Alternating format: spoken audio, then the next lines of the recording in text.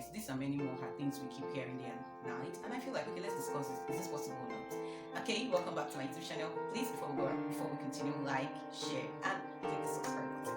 Alright, so as I was saying, sexual purity is very possible. It's possible to attain. However, you must first come to understand that it is God's will. Once you can set in your heart that it's God's will, 1 Thessalonians 4:3-8 establishes that. If you want to understand, if you want to read the Amplified version, that is the will of God. And as a children of God, as a lover of God, you want to do what glad is the heart of your Father. So once you're able to understand and accept that it's the will of God, it becomes easy for you to actually live in line with it. If you love God, you keep His commandment. Okay, so you know that you're maintaining sexual purity not just because you're running away from being pregnant, not just because you don't want to contact STD and every other health dangers that may be attached to all of that, but because you have fear and reverence for God. That's what we see in the life of Joseph. Joseph went against God. Basically, Joseph saying that was showing that he was more conscious of the fact that God was Lord over his life. So he said that out of fear and reverence for God. He was not refusing his master's wife offer because he was conscious of what if they had my master catches us? What if they made? That was one of his reasons. Major reason was because he understood that God is Lord over his life. So when you come to understand that your body is not your own life, the scripture says in 1 Corinthians, you know you should live and you should dedicate it to the Lord, so that you will not make it available for sexual impurity. Then the question is, how then do you maintain sexual purity in your relationship?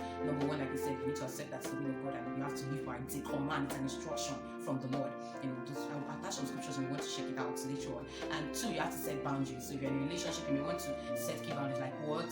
We could say you are not meeting in dark places, you're not going to be alone, you watch your conversations, you're not saying things as sensual, you're not watching romantic movies together, novels, things that can spoil your emotions or your moods, or can set an atmosphere for sexual activities.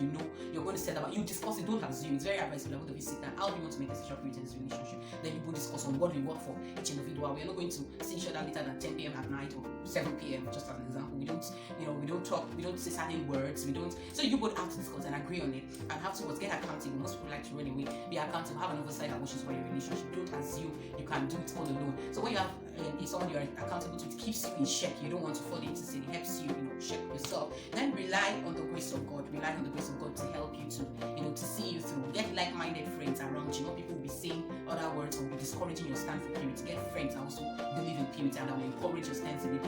Expose yourself to groups, to ministries, to things that will defy and strengthen your resolve in standing in purity. It's not old-fashioned. It is not archaic. It's not a thing of the past. It's God's standards, and God's standard remains unchanged. No matter, even when generation changes, standard remains. What happens when you keep yourself pure? You give the enemy no food over your life. You give the enemy, he has no ground to accuse you, to afflict you, or to come at you. He has no legal ground, basically. So he can serve as a testimony. In fact, there are covenants that can be enacted on certain basis, on the basis of I waited, I kept myself pure. Then of course you have a good testimony to share to your children, share to people around, and other benefits that we talk about, respect, spouse, things like that. There's just peace of mind. There is no fear of your relationship with God is not affected that way to your relationship with God. Alright, so someone might be asking, if you're in a relationship and you see that there is a pattern, oftentimes we get questions like that, you've been falling and rising. The recommendation I give such people is to take a break.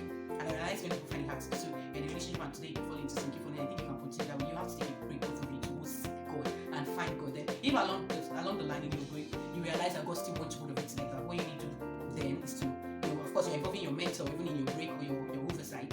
So you get them involved, let them guide you, and you're starting afresh on a clean and plain note. But don't just keep saying, oh, God forgive me, God forgive me, and keep falling. Grace is never a license of sin. Now God will truly forgive you, or He really has even forgiven you, but the truth is He does not cover you from the consequence thereafter.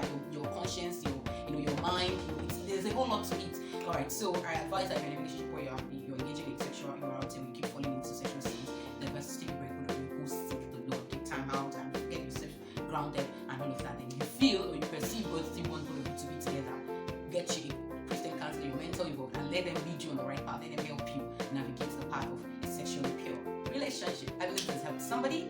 Alright, if you have questions, please don't hesitate to ask in the comment section, and I'll definitely this one, or you send it to my email as well. And is there anyone who's struggling with any sexual sin? Lord, I pray in the name of Jesus that this help granted to you for you to come out of it in the name of Jesus. I have the Lord granted the grace to say no to sin and to live above every sinful temptation in Jesus' name. Don't forget to like, share, and subscribe. So come your way some other time.